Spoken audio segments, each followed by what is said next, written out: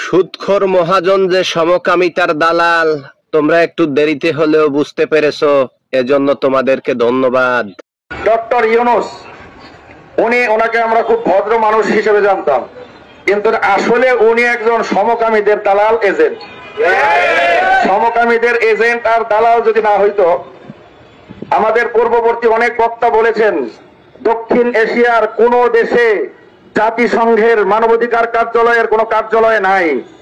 এখন ডক্টর ইউনূসের কি এমন ব্যথা শুরু হইল যে বাংলাদেশে সমকামীদের যারা নাকি প্রমোট করে তাদেরকে এনে অফিস স্থাপন করতে হবে। এই কোন ব্যথার কারণে? যদি কোনো ব্যথার কারণে হয়ে থাকে তাহলে তো অসুবিধা নাই, আমাদের দেশে অনেক ডাক্তারখানা আছে, ডক্টর ইউনূসকে ডাক্তারখানায় প্রেরণ করলে ভালো হয়ে যাবে।